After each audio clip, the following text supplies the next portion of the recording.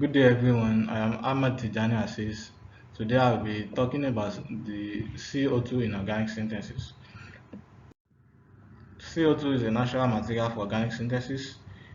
It's actually been established because in the process of photosynthesis, CO2 is being used with water and glucose is being produced. So when water is falling to the underground, the plants which are being referred to as primary producers. They utilize CO2 in the presence of sunlight because they contain chlorophyll to produce glucose. So now, because this is very important, but recently we have established that there is a constant accumulation of CO2 in the atmosphere because of the combustion of fossil fuels from industries, car exhaust, and so on, which is causing greenhouse gases and is a global threat. So at the end of the day, it is causing global warming. So now CO2 in synthesis, we have been able to channel it so that we now have too much concentration of CO2 to produce some of these organic compound carboxylic acid ester, cyclic carbonate, and so on. So this reaction must be carried out under mild conditions because we are trying to solve a problem we should not add to it. So if we are carrying it out using a lot of energy, it means we are adding much more to the problem. Now, the two requirements that is very essential for the reaction to proceed are these. So, first one is catalytic coupling of CO2 with energy-rich substrates such as epoxide and aziridine. Because epoxide contains oxygen that contains a lone pair of electron and aziridine contains nitrogen that contains no pair of electron. So, it will be able to generate electron to the CO2, which is an acidic gas. Then we can also be able to produce products by the using of carbon nucleophiles, especially strong nucleophilic organolithiums such as Grignard reagents as well as phenolates. So the reaction that must be produced with CO2 must actually fall under one of these two categories. Now, the first one we are looking at is carbonylation of CO2 with alkenes. Alkene, which contain pi electrons, will be able to react with CO2 to form major products like this because we have been able to use some of catalyst and reaction conditions, mild reaction conditions. We can see the temperatures. Some are even proceeding under room temperature and at a very short period of time. So esters have been produced and some are carboxylic acid. The next one is conversion of CO2 with allyl amines and propionate ketones. So we have been able to combine CO2 with these reactions, with these reagents to be able to produce products. So it's actually reacting under some reagents or catalyst and at reaction conditions that are very variable. So we have been able to do that. Then the next one that we are looking at is reaction of CO2 with propagylic alcohols and amines. This is a propagylic alcohol reacting with CO2 under the influence of some catalyst and producing products. So we can see the reaction conditions.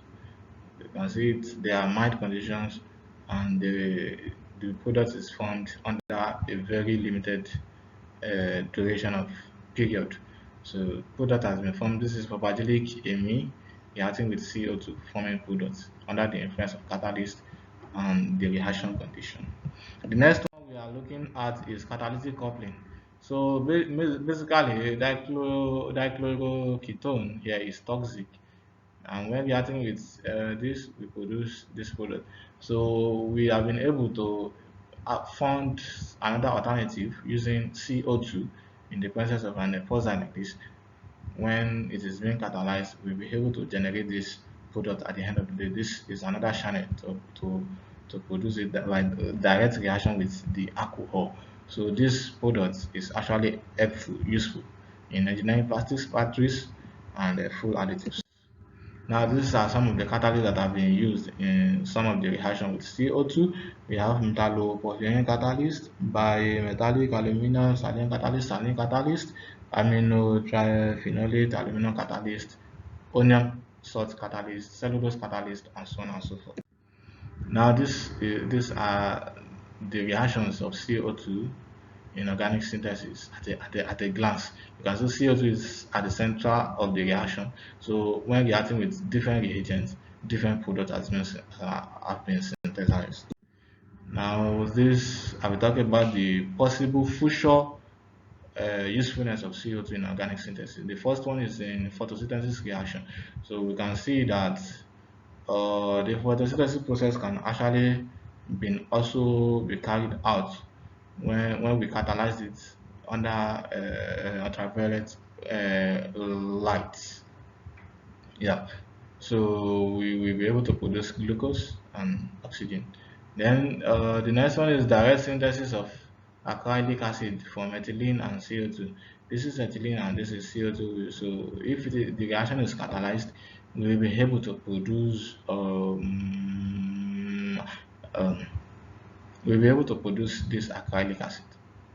Yeah, you can see this is a carboxylic acid actually, like an alpha beta carboxylic acid.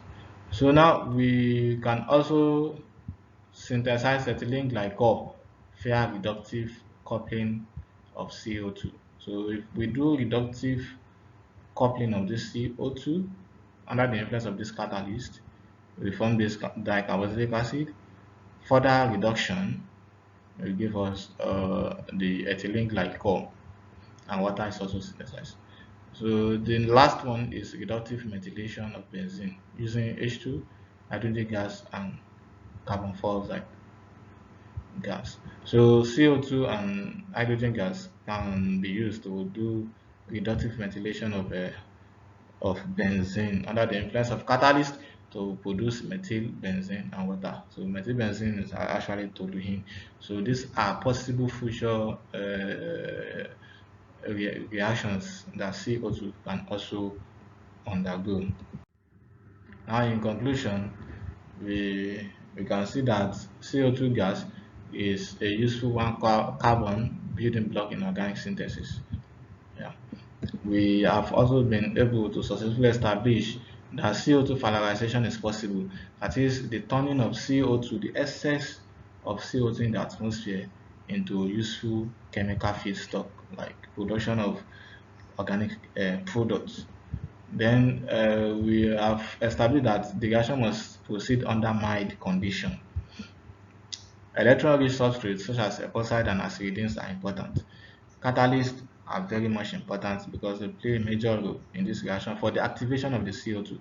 The last but not the least, carboxylic acid esters, carboxylic carbonate, formamide, carbamate, and so on have been able to successfully synthesize in this reaction.